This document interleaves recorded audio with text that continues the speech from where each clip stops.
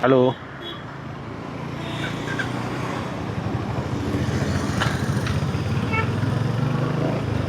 आपण सगळ्यांवर व्हिडिओ बनवले, पण मेन इकोसिस्टममधला पार्ट शेतकरी, आपल्या शेतकरी बांधवांवर व्हिडिओ बनवायचा राहिला.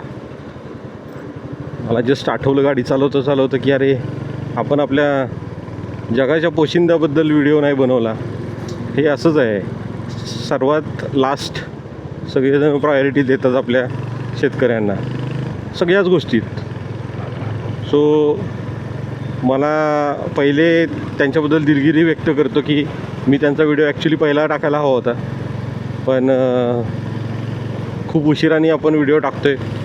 पण ठीक आहे, देर आहे दुरुस्त आहे असं म्हणत आपण सुरू करूया.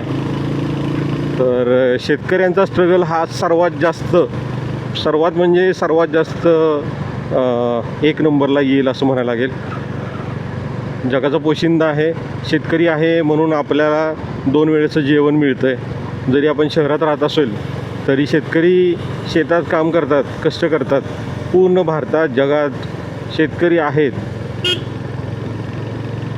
की जे अन्न पिकवायला मदत करतात, भरपूर प्रमाणात अन्न पिकवतात. त्यांच्यामुळेच आपल्याला 2 वेळेचं जेवण मिळतं. तुम्ही भले कुठल्या पण हॉटेलमध्ये जा, कुठेही जा, पण मेन पार्ट आहे शेतकरी. सो भारतामध्ये सर्वात जास्त लोक शेती करतात. शेतकऱ्यांचं स्ट्रगल कुठं होतं की पहिली गोष्ट, शेतकऱ्यांच्या धान्याला भरपूर असा भाव मिळत नाही, व्यवस्थित असा भाव मिळत नाही, कारण की ती सिस्टमच व्यवस्थित झालेली नाही आहे. सरकार एक रेट ठरवून देतं, त्या रेटच्या आसपास देतात. आता का होतं कधी असं की पाऊस झाला,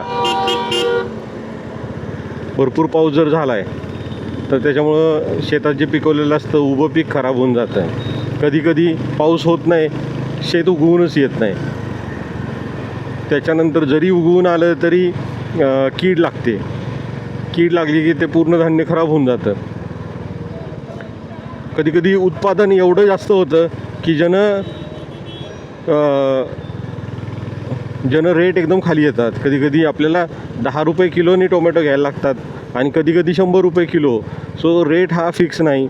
कधी उत्पादनावरती सगळं डिपेंड असतं, कमी जास्त. हे सगळं प्रिडिक्ट नाही करू शकत. तरी पण शेतकरी कष्ट करून पीक लावतात, 3-4 महिने वाट बघतात. त्याच्यानंतर जर व्यवस्थित आलं तर त्याच्यातून त्यांचा फायदा होतो.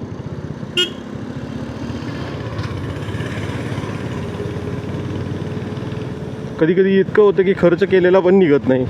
सो सपोज लाखभर रुपये खर्च केला आणि उत्पादन त्यातनं 50,000 निघतं, म्हणजे तोट्यातच असतं.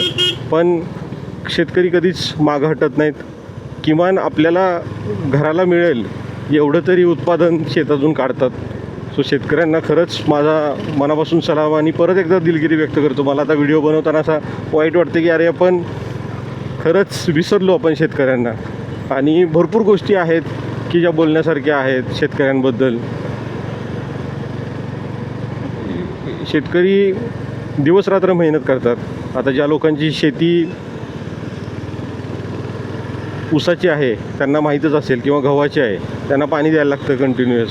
तर पाणी जरी दिलं तरी MSCBच्या वेळा ठरल्यात, फेज 1 फेज 2 ज्या असतात त्या फेजनुसार मग रात्रीचंच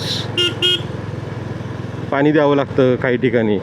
तो पाणी जरी दिलं तर कधी इतकी भीती आहे. आता मध्ये काही महिने बिबट्याचं प्रमाण एवढं वाढलं होतं की लोकांना शेतात जायला पण भीती वाटत होती. ते झालं की रानामध्ये रानडुकरं असतात, कोल्हे आले. परत सापांची भीती ही नेहमीच असते. साप तर कळत पण नाही कुठे आहे. तर अशा सगळ्या भीतीमधून हे लोक काम करतात. तसं बघायला गेलं तर सर्वात हार्ड पार्ट शेतकऱ्यांचाच आहे. त्यांचं सगळं डिपेंडन्सी काय उगवतं शेतात, कसं उगवतं आहे, किती क्वालिटीचं उगवतं आहे त्यानुसार मानलं जातं. शेतकरी खरंच आपल्या देशाचा अविभाज्य घटक आहे. जे लोक शेती करतात त्यांना खरंच माहिती आहे. हा व्हिडिओ खास त्यांच्यासाठी डेडिकेटेड आहे.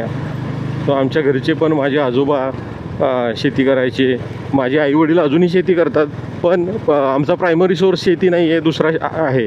पण ज्या लोकांचा फक्त प्रायमरी सोर्स शेती आहे त्यांच्यासाठी खरंच कठीण आहे हे, की आपण जे कष्ट करून पिकवतो आहे ते खरंच पिकून व्यवस्थित मिळायला हवं. तर त्यात आता बरेच लोकांनी आधुनिक शेतीचा उपयोग करून खूप स्मार्टली प्रोडक्शन काढतात. खूप चांगल्या पद्धतीने अभ्यास करून कमी जागेमध्ये जास्त उत्पादन काढणे, ऊसाचं उत्पादन.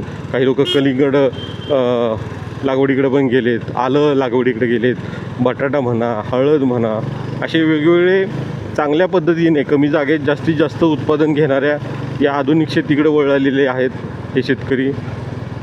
आणि त्यामुळेच